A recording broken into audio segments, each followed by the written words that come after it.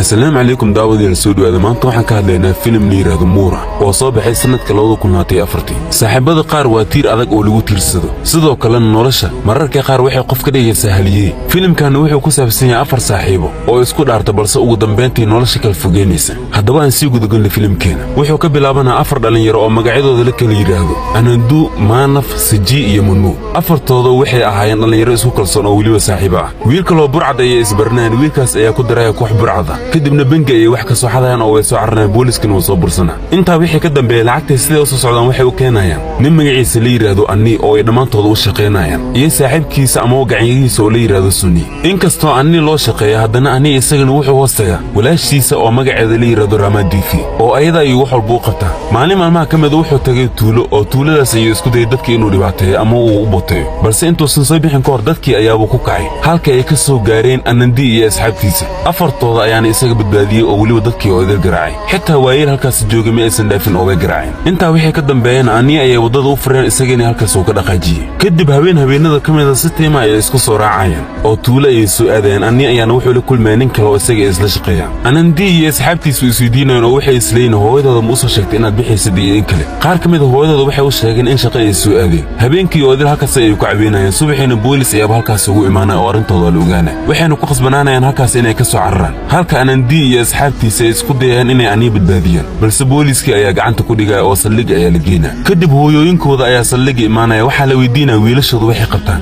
ayagina waxay leeyeen wiilasheen shaqooyin iska caadi ay qabtaan mid kamid ah waa Siji hooyadiisa waxay leedahay wiilkayga waxa uu soo bartay akhlaaq ayuu leeyahay aniga qodar ayaan iibiyaa isagana magaalkiisa uu ka shaqeeyaa balse boolisku waxay leeyeen caruurtiina waxay qabtaan si fiican ulama socotiin ee si fiican u ilaaliya Anandi aabihiisa wuu dhintay waxa soo haray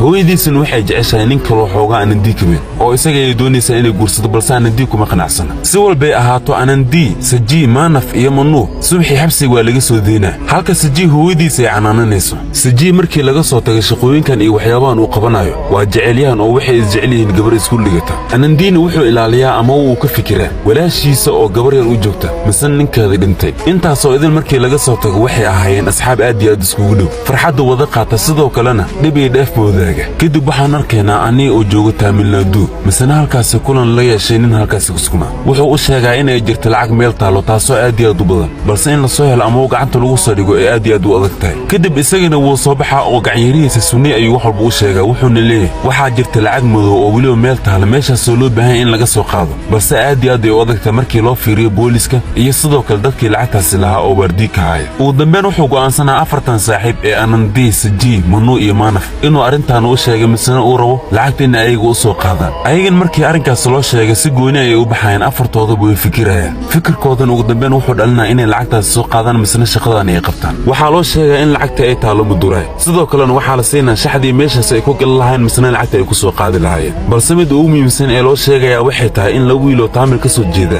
loo diray shaqada misana isku dayeen inay lacagtaas soo qaadaan balse ay ku guuldareysteen ayagan waxay soo raadinayaan labadii wiil ee Tamil ka soo jeeday misana isku dayay inay shaqadaas qabtaan balse ay ku guuldareysanayeen magacyadooda waxa la yiraahdaa Malaferdaan iyo Sitrarisu labadii wiil ay la kulmayaan oo wax walba ay u sheegayaan ayagana kadib waxay go'aansanayaan in si wada jir ay u soo baxaan shaqadan ay wada qabtaan lixdoodaba ayagoo dhuumalaysanaya waxay imaanayaan muduray oo meesha lacagta taale ay u soo dhawaanayaan waxay arkaan in meesha hal waardiyo uu joogo kaasoo ah waayeel misna kaligiisa ah kadib waardiyay ay weerar ku soo qaadayaan oo waxay xirayaan xaruntii ay gudaha u sii galayaan lacagta ay meesha ku arkaan kadibna boorsooyinkooda ay ku soo baxsanayaan waxay inta ka dambeeyeen way soo baxayaan oo waxay arkayaan gaarigooda oo boolis baara booliskana waxa u maleynayaan in dad gaariga meesha ugu halaabo misna iskaga tageen ugu dambeyn way baxayaan booliska ayagana isla markii gaariga ay soo qaataan misna ay soo raacaan ayagoo lacagtooda wato waxaba gadaashooda socda gaari kale oo ayagu weerar ku soo qaaday misna burcad saaran sida loo soo ceersanayo ugu dambeyntii waxay ku soo dhacayeen duur aysan aqoon halka tuugadeena ay ka baxsanayeen balse gaarigooda uu ka laabay waxay xal raadiyaanba waxay go'aansanayaan inay telefoonka wacaan Anni wuxuu u sheegay in meeshooda ay joogaan hadii amni yihiin locationkooda ay u soo diraan isagana uu halkaas ugu imaanayo kadib subaxii meeshooda ayaa loogu imaanaa lacagteen waa laga qaadaa ayagana waxay go'aansanayaan ama way u sheegayaan Anni inay u baahan yihiin lacag badan labadii dhalinyaro ee Tamilka ahaa ayagana shaqada ay wax ka qabteen misana la doonayay lacagta in wax laga siiyo Anna wuxuu u sheegay in lacagta wili aan la tirin balse markii la tiriyo lacag